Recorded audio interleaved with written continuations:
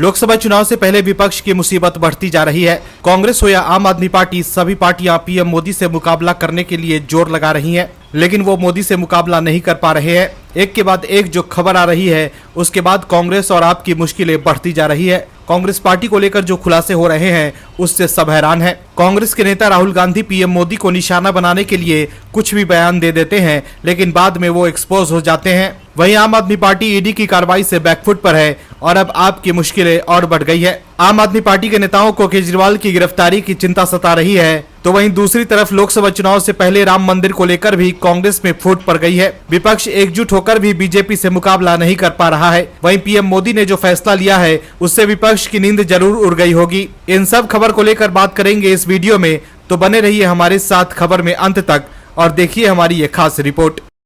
अरविंद केजरीवाल और उनको अपना गुरु बताने वाले लोग दोनों का हाल एक जैसा ही दिखता है। दिल्ली में जहां एक और केजरीवाल के नेता और मंत्री जो लगातार भ्रष्टाचार के आरोप में फंसकर जेल पहुंचे, तो वहीं पंजाब का हाल भी कमोबेश ऐसा ही है।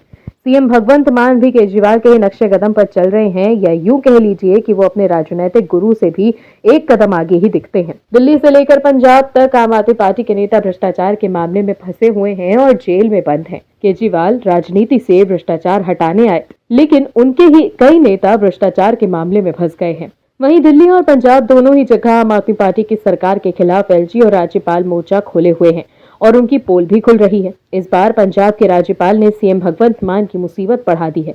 पंजाब में गवर्नर बनवारी लाल पुरोहित और पंजाब सीएम भगवंत मान एक बार फिर आमने सामने आ गए। इस बार ये तकरार किसी सत्र या बिल को लेकर नहीं, बल्कि संगीन आरोपों में फंसे कैबिनेट मंत्री अमन अरोड़ा को लेकर हुई है। पंजाब गवर्नर ने आरोपों में घिरे अमन अरोड़ा को लेकर पंजाब सरकार को घेरा है और कानूनी प्रक्रिया की अवहेलना के आरोप लगाए हैं। पंजाब गवर्नर ने एक पत्र के जरिए पंजाब सरकार से अमन अरोड़ा पर लगे आरोपों के बारे में स्पष्टीकरण मांगा है। पंजाब सरकार के मंत्री अमन अरोड़ा को 2 साल कैद की सजा के बावजूद पद से न हटने पर राज्यपाल बीएल पुरोहित ने सवाल किए हैं। राज्यपाल ने सीएम भगवंत मान को चिट्ठी लिखकर अमन अरोड़ा के 26 जनवरी की अमृतसर में तिरंगा फहराने का मौका देने को भी गलत करार दिया। गवर्नर ने सीएम को इस बारे में विस्तृत रिपोर्ट देने के लिए कहा है। राज्यपाल ने कहा कि उनकी जानकारी में आया है कि 21 दिसंबर 2023 को अदालत ने अरोड़ा को दोषी ठहराते हुए 2 साल की सजा सुनाई है। सक्षम उच्च न्यायालय द्वारा अभी तक उसकी सजा पर रोक नहीं लगाई गई है। राज्यपाल ने कहा कि लिली थॉमस बनाम भारत सरकार केस में सर्वोच्च न्यायालय के फैसले के अनुसार विधानसभा का सदस्य यदि ट्रायल कोर्ट द्वारा दोषी ठहराया जाता है और 2 साल से कम अवधि के लिए कारावास की सजा नहीं सुनाई जाती है, तो इसकी विधानसभा की सदस्यता समाप्त हो जाती है। पुरोहित ने अमन अरोड़ा द्वारा 26 जनवरी को राष्ट्रीय ध्वज फहराने पर भी सवाल उठाया। उन्होंने पत्र में लिखा कि गणतंत्र दिवस जैसे महत्वपूर्ण दिन पर एक अयोग्य विधायक को राष्ट्र का प्रतीकात्मक प्रतिनिधित्व सौंपने का कृत्य न केवल कानूनी प्रणाली की पवित्रता को कमजोर करना है, बल्कि सरकार की नैतिकता के प्रति प्रतिबद्धता के बारे में नागरिकों को एक अस्थिर संदेश भी भेजता है। राज्यपाल ने कहा कि यह देश के सर्वोच्च न्यायालय द्वारा दिए गए निर्देशों का नापालन करने से जुड़ा एक गंभीर मामला है और क्या उन्हें इस पूरे मामले पर एक विस्तृत रिपोर्ट मिल सकती है। दोस्तों, पूरी की पूरी आम आदमी पार्टी जो इल्जाम केंद्र सरकार पर लगा रही है कि अरविंद केजरीवाल को ईडी द्वारा नोटिस भेजे जाने पर यह सब राजनीति से प्रेरित है, तो आम आदमी पार्टी की पंजाब सरकार और दिल्ली नेतृत्व को यह बताना चाहिए कि अमन अरोड़ा को सजा मिलने के बाद भी उनकी सदस्यता रद्द न करना सुप्रीम कोर्ट के नियमों और फैसलों को ठेंगा दिखाने जैसा नहीं है और अमन अरोड़ा को राजनीतिक संरक्षण देना नहीं माना जाएगा। बीजेपी ने एक बार फिर से विपक्ष की नींद उड़ा दी है। पीएम मोदी एक बार फिर सत्ता में वापसी करने के बेहद करीब हैं। हर सर्वे में ये बात कही जा रही है कि इस बार भी बीजेपी की सरकार बनने वाली है। ऐसे में बीजेपी जहां फ्रंट फुट से खेल रही है, तो वहीं विपक्ष बैक फुट पर आ गई है। लोकसभा चुनाव से पहले बीजेपी सभी मुख्य विपक्षी दलों को ऐसा उलझाती है कि वो बीजेपी की एक चाल को सुलझाती ही रह जाती है। तब तक बीजेपी ऐसी दूसरी चाल चल देती है कि विपक्ष फिर से उसमें उलझ जाता है। बीजेपी को पता है कि राजनीति कैसे करनी है और किस तरह से विपक्ष को मात देनी है। बीजेपी की राजनीति में अतीत का अनुभव और आधुनिकता है। वह इन दोनों का प्रयोग करके विपक्ष को करारी टक्कर दे रहे हैं। फिर से बीजेपी ने एक ऐसी चाल चल दी है कि विपक्ष से ना उगले बन रहा है और ना ही निगले बन रहा है। हाल बेहाल है विपक्ष का बीजेपी के नए फैसले से। ऐसा लग रहा है जैसे विपक्ष में भगदड़ मचने वाली है और आने वाले समय में विपक्ष का खेल खराब हो सकता है। दरअसल चुनावी सीजन से पहले अक्सर नेताओं का दल बदल भी होता है। अब लोकसभा चुनाव 2024 से पहले बीजेपी ने इसके लिए एक कमेटी ही बना दी है। ये कमेटी दूसरे दलों से आने वाले नेताओं की स्क्रीनिंग करेगी और उसके बाद ही उन्हें पार्टी में एंट्री दी जाएगी। खबर के मुताबिक पार्टी के एक सूत्र ने बताया कि ये कमेटी उन नेताओं के इतिहास और करियर का आकलन करेगी, बताएगी कि इन्हें एंट्री दी जानी चाहिए या फिर नहीं। इस कमेटी की मंजूरी के बिना दूसरे दल से आने वाले किसी भी नेता को मौका नहीं मिलेगा। इसकी पहली मीटिंग 6 जनवरी को होने वाली है। इस समिति को बनाने की वजह यह भी बताई जा रही है कि पार्टी ऐसे नेताओं को ही एंट्री देना चाहती है जो लंबे समय तक वफादार रहे। इसके अलावा जल्दबाजी में नेताओं को शामिल करने से भी परहेज किया जाएगा और पहले उनके सियासी इतिहास को खंगाला जाएगा। दरअसल नेताओं की एंट्री को लेकर भाजपा सावधानी चाहती है, क्योंकि उन पर पूर्व में लगे भ्रष्टाचार समेत अन्य आरोपों का उसे सामना न करना पड़े। यही नहीं, वह आया राम गया राम की सोच वाले नेताओं से भी बचना चाहती है, जो अक्सर चुनाव से पहले पाला बदल लेते हैं। बीजेपी को बंगाल में ऐसी ही स्थिति का सामना करना पड़ा था। टीएमसी में आए मुकुल रॉय और बाबुल सुप्रियो को पार्टी ने काफी महत्व दिया था, लेकिन ये लोग ज्यादा दिन तक टिके नहीं। इन लोगों ने चुनाव से पहले बीजेपी ज्वाइन की थी और उसके बाद टीएमसी में वापस चले गए। यही नहीं, कई दागी नेताओं की एंट्री को लेकर भी पार्टी को सवालों का सामना करना पड़ता है। इन सभी से बचने के लिए उसने ये स्क्रीनिंग कमेटी ही बना दी है। ऐसे में अब बीजेपी के इस फैसले से विपक्ष की नींद उड़ गई होगी कि विपक्ष के कितने नेता बीजेपी में शामिल होने वाले हैं, जो बीजेपी के लिए एक कमेटी ही बना दी गई है। राहुल गांधी की कथनी और करनी में कितना फर्क है, इस बात का अंदाजा आप इस बात से लगा सकते हैं कि जिस बात के लिए वो बीजेपी को घेरते हैं, सत्ता में आने के बाद उनकी पार्टी भी वही करती है। दोस्तों, कांग्रेस का हाल ऐसा है कि वो जो कहते हैं वो धरातल पर नहीं उतार पाते।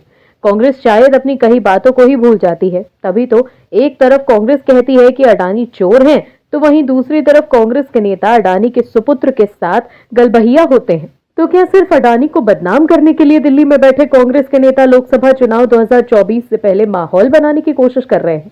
अडानी को बदनाम करके क्या कांग्रेस देश की जनता में भ्रम फैलाने की कोशिश कर रही है?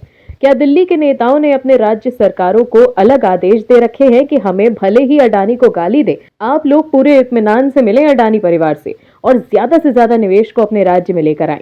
तो क्या अडानी के मुद्दे पर भी कांग्रेस ने दोहरा चरित्र अपना रखा है, जैसा कि देश के अन्य मुद्दों के लिए कांग्रेस करती है? कांग्रेस की इसी कथनी और करनी के फर्क की वजह से कांग्रेस देश की राजनीति में रसातल पर चली गई है।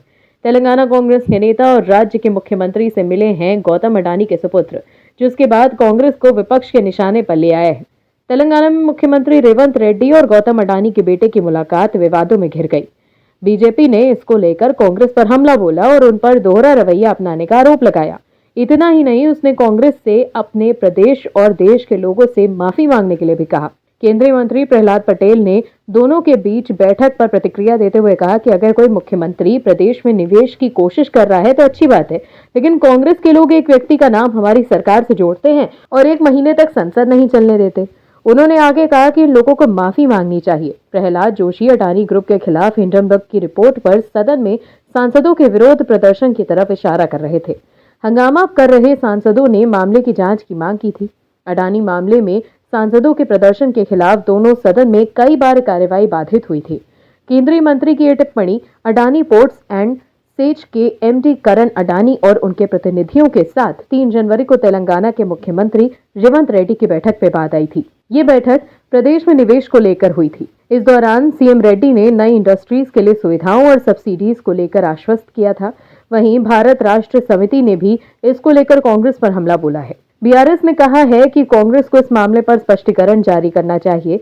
एक तरफ राहुल गांधी अडानी मामले को लेकर पीएम मोदी पर हमला बोलते हैं, वहीं दूसरी तरफ उसी बिजनेस टाइकून के बेटे के साथ हाथ मिला रहे हैं। बीआरएस प्रवक्ता दासोजू श्रवण ने कहा कि अडानी और रेवंत रेड्डी के बीच नेक्सस बनता दिखाई दे रहा है। इन सब के बीच तेलंगाना के आईटी और इंडस्ट्रीज मंत्री श्रीधर बाबू ने ये बताया कि प्रदेश सरकार की पहली प्राथमिकता प्रदेश के लोगों का हित है। मोदी सरकार को घेरने के लिए राहुल गांधी अडानी पर हमलावर रहते हैं, लेकिन कांग्रेस की राज्य सरकारों को अडानी पसंद है। वहीं सुप्रीम कोर्ट ने जिस तरह से अडानी के पक्ष में फैसला दिया, उसको देखकर तो ऐसा लगता है कि कांग्रेस का ये प्रोपेगेंडा भी फेल हो गया है। देश लोकसभा चुनाव की चौखट पर खड़ा है। लोकसभा चुनाव को लेकर पूरी तरह से माहौल भी बन रहा है, जहां एक तरफ बीजेपी ने इंडी अलायंस और कांग्रेस को पूरी तरह से बांधना शुरू कर दिया है, तो वहीं कांग्रेस के भीतर गुटबाजी और कंफ्यूजन की स्थिति बनी हुई है। कांग्रेस के नेताओं और आलाकमान के लिए इंडी अलायंस एक तरह की मजबूरी सी बन गया है। अगर कांग्रेस इंडी अलायंस का हिस्सा नहीं बनता है तो पीएम मोदी और बीजेपी से करारी शिकस्त झेलनी पड़ सकती है। तो वहीं अगर कांग्रेस इंडिया अलायंस का हिस्सा बनता है तो वह कहीं ना कहीं क्षेत्रीय दलों के पीछे चलने वाला दल बनकर रह जाएगा। कांग्रेस की हालत ऐसी हो गई है कि वह कई राज्यों में क्षेत्रीय दलों के आगे झोली फैलाकर अपने लिए सम्मानजनक सीट मांगने के लिए खड़ी है। वहीं क्षेत्रीय दल कांग्रेस को किसी तरह का भाव देने के लिए तैयार नहीं है। कांग्रेस राजनीतिक बेबसी और लाचारी का शिकार मात्र होकर रह गई है। न उसे आगे कुछ दिख रहा है और न ही उसे पीछे कुछ दिख रहा है। अब तो कांग्रेस को आईना दिखाने का काम उन्हीं के नेता करने लगे हैं कि भाई अकेले मैदान में उतरो, बीजेपी आपको खत्म करे ना करे, विपक्षी दल मिलकर ही आपका सुपड़ा साफ कर देंगे। देश की राजनीति से कांग्रेस पार्टी के नेता और धर्मगुरु आचार्य प्रमोद कृष्णम ने इंडी गठबंधन के सहयोगी दलों पर निशाना साधा है और कांग्रेस को नसीहत दी है। आचार्य प्रमोद कृष्णम ने कहा कि इंडी गठबंधन के जो सहयोगी दल हैं वो बीजेपी को खत्म करना नहीं बल्कि कांग्रेस पार्टी को मिटाना चाहते हैं। इसलिए कांग्रेस पार्टी को उत्तर प्रदेश में अकेले चुनाव लड़ना चाहिए और समाजवादी पार्टी से छुटकारा पा लेना चाहिए, क्योंकि समाजवादी पार्टी के सिर पर जो पाप है उन्हें हम अपने सिर पर क्यों ढोएं। सपा पर राम भक्तों पर गोली चलाने का पाप लगा हुआ है। अगर हम सपा के साथ मिलकर चुनाव लड़ेंगे तो लोग हमसे कहेंगे कि इन पर तो राम भक्तों पर गोली चलाने का पाप है और चुनाव में नुकसान हो जाएगा। इसीलिए आचार्य प्रमोद कृष्णम ने कांग्रेस को आईना दिखाते हुए कहा है कि कांग्रेस को उत्तर प्रदेश में अकेले चुनाव लड़ना चाहिए और 80 की 80 सीटों पर कांग्रेस अकेले ही जीत हासिल कर लेगी। कांग्रेस को राम भक्तों की हत्या का पाप अपने सर नहीं लेना चाहिए, इससे चुनाव में नुकसान होगा। आचार्य प्रमोद कृष्णम ने कहा कि अखिलेश यादव को रामलला के प्राण प्रतिष्ठा कार्यक्रम में जरूर जाना चाहिए, क्योंकि समाजवादी पार्टी पर जो राम भक्तों पर गोली चलाने के पाप है ये उसके प्रायश्चित का समय है। आचार्य प्रमोद कृष्णम ने आगे कहा कि अगर सब दल बीजेपी को हराना चाहते हैं तो उन्हें कांग्रेस की छतरी के नीचे आना चाहिए। कश्मीर से लेकर कन्याकुमारी तक सिर्फ कांग्रेस ही बीजेपी को टक्कर दे सकती है। कांग्रेस के अलावा किसी अन्य दल में दम नहीं है। आचार्य प्रमोद कृष्णम ने इसके आगे कहा कि मुझे 22 जनवरी का रामलला के प्राण प्रतिष्ठा का कार्यक्रम का निमंत्रण मिला है। ये मेरा सौभाग्य है कि मैं 22 जनवरी को अयोध्या जाऊंगा और जिनको निमंत्रण मिला है उन्हें भी जाना चाहिए।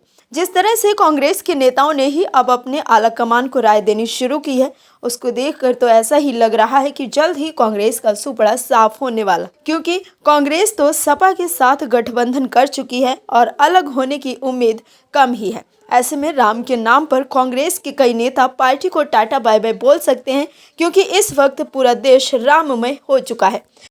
दोस्तों, देश के भीतर जहां चारों तरफ राम की बयार बह रही है, तो वहीं हैदराबाद के भाईजान ओवैसी साहब मुसलमानों को भड़काने से बाज नहीं आ रहे हैं। अपनी राजनीति के जाल में ओवैसी साहब ऐसे उलझे हुए हैं कि उन्हें हर जगह सिर्फ तुष्टीकरण की ही राजनीति दिखती है। दोस्तों, लोकसभा चुनाव 2024 में अब कुछ ही दिन का समय बाकी रह गया है। इससे पहले ही ओवैसी साहब ने देश के मुसलमानों को बाबरी मस्जिद पर भड़काना शुरू कर दिया है। एआईएमआईएम के प्रमुख का बस अब एक ही काम रह गया है कि देश के भीतर विभाजन करो और अपनी राजनीतिक रोटी सेको। दोस्तों, देश के भीतर राम की ऐसी लहर है कि इस तरह के सभी भड़काऊ बयान उसके आगे बौने ही जान पड़ते हैं। दोस्तों, आप सभी को पता है कि राम के नाम पर पूरा देश एकजुट है। सभी को पता है कि राम इस देश की मर्यादा है, राम इस देश की आत्मा है, जीवन जीने का तरीका है। लेकिन ये बात ओवैसी साहब नहीं समझ पा रहे हैं। तभी तो रामलला की प्राण प्रतिष्ठा से पहले जहर उगलना शुरू कर दिया है। कैसे, बताते हैं आपको इस रिपोर्ट में। अयोध्या में बन रहे भव्य राम मंदिर के उद्घाटन से पहले एक बार फिर एआईएमआईएम के मुखिया असदुद्दीन ओवैसी ने कई सवाल खड़े किए हैं। उन्होंने साफ तौर पर कहा है कि 6 दिसंबर को बाबरी मस्जिद को विध्वंस की घटना हमेशा लोगों के जहन में रहेगी। ओवैसी ने कहा कि केंद्र सरकार इसे लोकसभा चुनाव में मुद्दा बनाने की कोशिश करेगी, लेकिन असल मुद्दा बेरोजगारी है, मुद्दा महंगाई है। चीन ने जमीन हड़प ली है। राम मंदिर को लेकर उन्होंने कहा कि वह सुप्रीम कोर्ट के फैसले को मानते हैं, मथुरा की शाही ईदगाह को कृष्ण मंदिर घोषित करने की मांग को लेकर भी उन्होंने तीखी प्रतिक्रिया दी। ओवैसी ने कहा कि प्लेस ऑफ वर्शिप एक्ट संसद का बनाया हुआ है, क्यों नहीं मोदी सरकार कहती है कि हम इस पर स्टैंड करते हैं। उन्होंने आगे कहा कि 6 दिसंबर को बाबरी मस्जिद को किसने शहीद किया, ये मुद्दा जिंदगी भर रहेगा। राम मंदिर निर्माण को लेकर पूछे गए एक सवाल के जवाब में उन्होंने कहा कि अगर मस्जिद को आप शहीद नहीं करते तो कोर्ट का फैसला क्या आता। 6 दिसंबर को एक फैक्ट है। ओवैसी ने कहा कि क्या हम चाहेंगे कि दोबारा 6 दिसंबर हो। दूध का जला छाछ को भी फूंक फूंक कर पीता है। मथुरा ईदगाह मामले पर उनकी ओर से अपील नहीं किए जाने को लेकर पूछे गए सवाल पर ओवैसी ने कहा कि काशी मथुरा में अब विवाद क्यों हो रहा है। सरकार ऐसे विवादित मुद्दों को न खोले। अयोध्या में राम मंदिर से थोड़ी दूरी पर कोर्ट के आदेश के अनुसार बन रही मस्जिद को लेकर पूछे गए सवाल के जवाब में असदुद्दीन ओवैसी ने कहा कि ऐसी मस्जिद को मस्जिद नहीं मान सकते। ऐसा कैसे हो सकता है कि आप मस्जिद तोड़कर कहोगे कि मस्जिद ले लो। ओवैसी ने कहा कि सुप्रीम कोर्ट के फैसले को मानते हैं, लेकिन ये जो चीजें हुई हैं आज़ादी के बाद इसका नोट सबको लेना होगा। ओवैसी ने जिस तरह से चुनावों से पहले जहर उगलना शुरू किया है, उससे पहले राजनीतिक फायदा तो उन्हें मिलता तो दिख नहीं रहा है। कहीं ऐसा ना हो कि ओवैसी और उनका दल इस देश का राजनीतिक इतिहास ना बन जाए। Bureau report, OMH news. और भी वीडियोस देखने के लिए चैनल को सब्सक्राइब करें और बेल आइकन को दबाएं।